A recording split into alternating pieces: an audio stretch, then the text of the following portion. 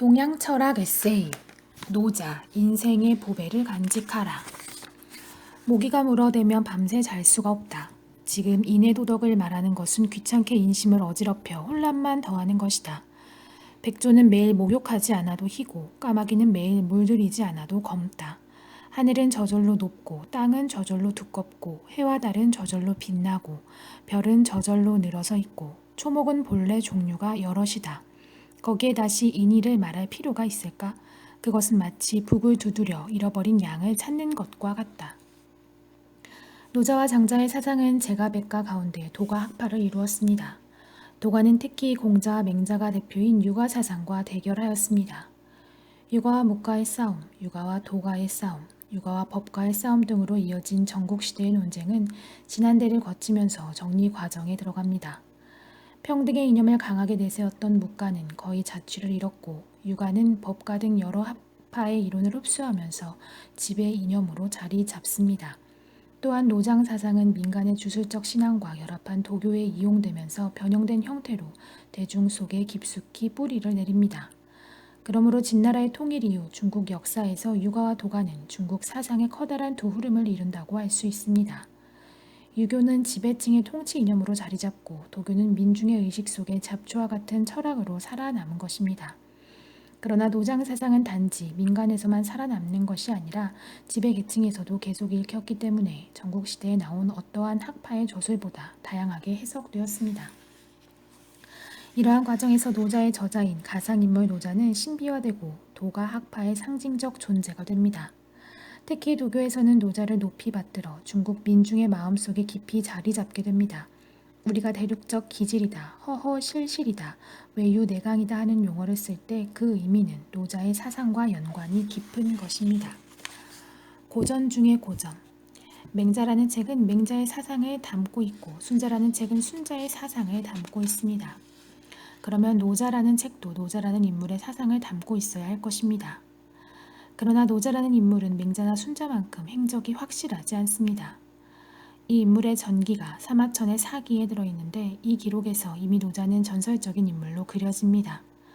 먼저 노자의 성명을 이이라고 해놓고 다시 초나라 사람 노래자나 주나라 역사학자 담이란 인물이 노자일지도 모른다고 하여 혼란스럽게 만들었습니다. 또한 노자의 나이가 160세 또는 200세라는 소문이 있다고 기록하여 노자를 신선처럼 여기게 하였습니다. 사기의 다른 기록에 비하여 노자에 관한 기록은 매우 못 믿었게 되어 있습니다. 그래서 학자들은 노자의 전기를 거의 의심합니다. 예를 들어 공자가 젊은 시절 주나라 도서관 관리자로 있던 노자에게 예를 물으러 갔다는 이야기나 주나라가 쇠약해지자 노자는 직책을 사임하고 길을 떠났는데 그 도중에 관문의 경비 책임자 윤희라는 사람의 간절한 요청을 못 이겨 도덕에 관한 책 상하편을 지었다는 이야기도 신빙성이 없습니다. 이 기록에 나오는 도덕에 관한 책 상하편이 바로 노자라는 것인데 지금 학자들은 이 책이 대개 기원전 350년에서 200년경 사이에 집단 작업으로 이루어졌다고 봅니다. 이렇게 되면 공자와 같은 시기에 공자보다 선배였던 노자가 노자라는 책을 쓴 것이 아니게 됩니다. 노자에게 예를 물으러 간 공자가 노자로부터 교만하게 나서서 설치지 말라는 내용의 주의를 듣고 나와서 다른 사람들에게 노자를 용과 같은 위대한 인물이라고 말했다는 대목도 논란이 많습니다. 중국 고대에는 족보책, 두꺼운 집이 양반이라는 식의 논리가 통하여서 자기 학파가 오랜 전통을 가졌다는 것으로 학파의 우월성을 증명하려 하였습니다. 그래서 묵가는 우임금, 유가는 요순, 도가는 황제를 끌어와 연원이 기품을 경쟁하였습니다. 노자가 공자보다 선배라는 이야기도 이러한 사고방식에서 만들어진 허구라는 주장이 있습니다. 아무튼 우리는 지금 노자라는 책을 지은 사람과 노자라는 인물에 대해 확실히 이야기할 수 있는 것이 거의 없습니다. 다만 노자라는 책을 초기의 도가 사상을 연구하는 자료로 삼을 수 있을 뿐입니다. 지금의 노자는 81개장, 5천자가 조금 넘는 분량이며 각 장은 되게 짤막한 운문체 문장으로 되어 있습니다. 노자를 노자 도덕경이라고도 부르는데 제1장에서 제37장까지가 상편으로 도경이고 제38장에서 마지막 81장까지가 하편으로 덕경이 된다는 것입니다. 제1장의 첫 문장은 말로 표현할 수 있는 도는 참된 도가 아니다로 시작하고 제38장의 첫 문장은 최상의 덕은 스스로 덕이 있다고 여기지 않으니 이 때문에 덕이 있는 것이다로 시작합니다. 그런데 중국 장사라는 곳에 있는 한나라 때 고분에서 나온 책은 이것과 배열이 다릅니다. 장사 마왕태 고분은 1972년부터 발굴되기 시작하였고 이때 2000여 년 전에 여자 미이라가 거의 완전한 형태로 발굴되어 화제가 되기도 하였습니다. 1973년 이후 사무묘를 계속 발굴하였는데 사무묘에서 나무 조곡에 쓴 글, 비단에 쓴 글이 나왔고 여기에 의학책과 노자 등이 들어있었습니다. 마왕태 고분에서 나온 노자는 비단에 쓰여있기 때문에 백서노자라고 합니다. 백서노자에는 상하편의 순서가 거꾸로 되어 있습니다. 그러므로 노자는 원형이 이루어진 뒤에도 다시 정리되고 개정되었다고 하겠습니다. 노자의 문장은 시구처럼 아름다우면서 내용이 의미심장하여 기이한 책으로 알려졌습니다. 도교와 불교가 성행하던 시기에 노자, 장자, 주역을 사면, 즉 깊은 이치를 담고 있는 새 책으로 높였습니다. 그 때문에 도가 사상될 뿐 아니라 일가와 불교 쪽에서도 노자를 연구하고 주석을 내게 되었습니다. 이러한 상황은 노자를 일관되게 해석하는 데 어려움을 주기도 하지만 하나의 책이 이처럼 여러 입장의 사람들에게 주목받았다는 것은 그 책의 무게를 알려주는 것이라 하겠습니다. 노자는 연원이 깊은 물줄기와 같아서 고전 중의 고전이라고 할 수 있습니다. 공자의 도와 노자의 도. 큰 도가 사라지니 인의가 나오고 지혜가 생겨 큰 거짓말이 있게 되었다. 가까운 친척이 서로 화목하지 않자 효도니 사랑이니 하는 말이 생기고 국가가 혼란하니 충신이 나오게 되었다. 공자는 사람을 사랑하는 마음을 온 천하에 미치게 하면 청하가 태평해 줄 수 있다고 하였습니다. 부모는 자식을 사랑하고 자식은 부모에게 효도하는 것이 그 출발점이라고 가르쳤습니다. 공자가 강조한 도덕은 큰 도가 무너지고 가정이 불화하며 나라가 어지럽게 된 뒤에 그것을 수습하려는 것이었지만 노자는 그것을 큰 거짓말이라고 생각하였습니다. 공자가 노자를 찾아갔을 때 노자는 이렇게 말하였답니다. 모기가 물어대면 밤새 잘 수가 없다. 지금 이내 도덕을 말하는 것은 귀찮게 인심을 어지럽혀 혼란만 더하는 것이다. 백조는 매일 목욕하지 않아도 희고 까마귀는 매일 물들이지 않아도 검다. 하늘은 저절로 높고 땅은 저절로 두껍고 해와 달은 저절로 빛나고 별은 저절로 늘어서 있고 토목은 본래 종류가 여럿이다. 거기에 다시 인의를 말할 필요가 있을까? 그것은 마치 북을 두드려 잃어버린 양을 찾는 것과 같다.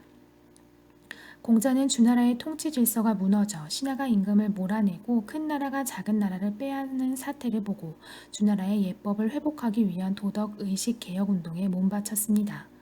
노자는 공자의 이런 노력이 백성들을 편히 잠들지 못하게 하는 모기와 같다고 보았습니다. 노자는 잃어버린 양을 기다리라고 합니다. 북을 치면서 찾으면 양이 있는 곳을 더욱 알기 어렵다는 것입니다. 만물을 있는 그대로 두는 것이 큰 도를 찾는 방법이라고 합니다. 노자는 말로 표현할 수 있는 도는 참된 도가 아니다 라고 하면서 육아의 도덕 규범은 그들이 지어낸 도일 뿐 진정한 도가 아니라고 주장했습니다. 천지는 사랑하는 마음이 없어 만물을 축으로 여긴다. 성인은 사랑하는 마음이 없어 백성을 축으로 여긴다. 축구는 풀로 만든 강아지인데 제사 때 만들어 쓰고는 아무데나 버립니다. 이 주장은 육아에서 하늘의 뜻은 인이다. 성인은 인의 실현자다 하고 말하는 것을 비판한 것입니다. 노자의 도는 인간에 대하여 어떤 자애의 감정을 가진 존재가 아니며 인간의 일에 대하여 무정하고 냉담합니다. 도는 공평무사하여 선인이니 악인이니 아름다우니 추하니 하는 인간적인 기준들에 아무런 제약도 받지 않는다고 합니다. 육아에서는 지성이면 감천 또는 인자무적이라 하여 하늘이 착한 사람을 편드는 것처럼 말하지만 노자의 도는 인간의 바람이나 기대에 어떤 반응을 보이지 않습니다. 사람들이 착하다, 악하다 하고 구분하는 것도 도와는 관계가 없습니다. 노자의 도는 악하다고 비난받는 사람이 잘 살고 착한 사람이 고생하는 것에 대하여 인간적인 정의감을 발동하여 분노하고 벌을 내리는 그런 존재가 아닙니다. 도의 형상, 도의 작용, 도의 속성. 큰 덕의 모습은 도와 같다. 도는 오직 황홀하기만 하여 그 형상을 분간해 인식할 수 없다. 볼 수도 없고 잡을 수도 없는 그 속에 물이 있다. 잡을 수도 볼 수도 없는 그 속에 형상이 있다. 도는 아늑히 멀고 극이 어둡기만 한데 그 속에 정기가 있다. 그 정기는 지극히 진실하다. 그 속에 믿음이 있다. 혼합하여 이루어진 것이 있는데 천지보다도 먼저 생겼다. 고요히 소리도 없고 형체도 없다. 짝도 없이 홀로 있다. 언제나 변함이 없다. 어디나 안 가는 곳이 없건만은 깨어지거나 손상될 위험이 없다. 그것은 천하 만물의 어머니가 될 만하다. 나는 그 이름을 알지 못한다. 그래서 그저 부르는 이름이 도이다. 억지로 이름 붙여 큰 것이라 한다. 보려 해도 보이지 않으니 이라고 한다. 들으려 해도 들리지 않으니 희라고 한다. 손으로 잡으려 해도 잡히지 않으니 미라고 한다. 이 세 가지는 말로 밝힐 수 없다. 그래서 뒤섞어서 하나라고 한다. 그것은 위가 더 밝지도 않고 아래가 더 어둡지도 않다. 긴 끈처럼 꼬여져 이어져 있으니 이름 붙일 수가 없다. 결국은 아무것도 없는 상태로 돌아간다. 이것을 꼴 없는 꼴이라 하고 실체 없는 형상이라고 한다. 이것을 황홀이라고 한다. 도는 이를 낳고 일은 이를 낳고 이는 삼을 낳는다. 만물은 음기를 겉에 가지고 양기를 안에 간직하며 춘기로 조화를 이룬다. 천하 만물은 유에서 나오고 유는 무에서 나온다. 도는 비어있는 듯하나 그 작용은 가득 찬 듯 또는 아닌 듯하다. 깊고 아늑하여 만물의 근원이며 맑아서 있는 듯 없는 듯하다. 나는 그것이 누구의 자식인지 모른다. 하나님보다 먼저인 듯하다. 도는 혼합하여 이루어진 것으로 만물을 생성하는 근원이고 다른 것에 의존하지 않는 독립적인 존재이지만 사람의 감각으로 느낄 수 없고 상식적으로 설명할 수 없어 황홀하다고 표현하였습니다. 이 표현들을 보면 노자는 남들이 말하지 않았던 무엇을 본 듯하고 그것에 도라는 이름을 붙이면서도 이름 붙이기를 몹시 어려워하고 있습니다. 그러나 내용이 명확하지 않아 우리가 그 뜻을 분명히 이해하고 해석하기는 어렵습니다. 우리가 주목할 것은 이 글 속에 철학사에서 중요한 의미를 가지는 내용이 들어있다는 것입니다. 하나는 고대로부터 내려오던 인격 신인 상제에 대한 관념을 바꿔놓는 내용입니다. 다른 하나는 무자연이란 말로 도의 성질을 나타내 도가 무한하고 객관적인 존재라고 한 것입니다. 중국 고대에는 자연계의 운행도 인간 세상의 사건도 모두 상제의 의지에 따라 결정된다는 신앙이 있었습니다.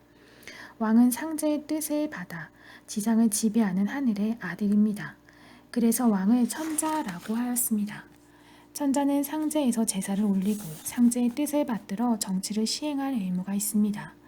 만약 제사를 게을리하거나 상제의 뜻에 어긋나는 정치를 하면 상제는 가뭄과 홍수, 그 밖에 천재지변으로 왕에게 벌을 내립니다. 개인의 경우일지라도 사람답지 못한 행위를 한 자는 천벌을 받는다고 생각하였습니다. 그러나 노자의 도는 인간적인 감정이나 의지가 없습니다. 인간의 기대나 의지에서 독립하여 존재합니다. 도란 인간의 역사에 관여야 한다고 믿어 온 상제를 부정하는 개념입니다. 그러면서 만물의 근원입니다.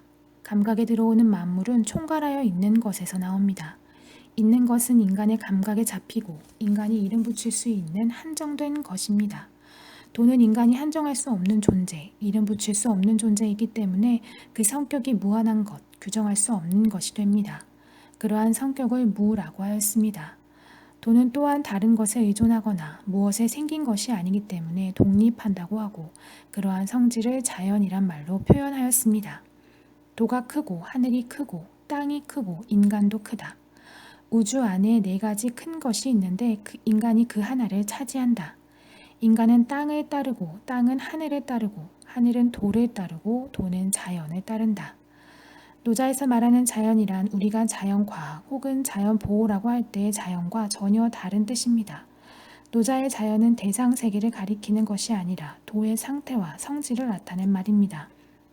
글자 그대로 저절로 그러하다, 스스로 그러하다, 본래 그러하다는 뜻입니다.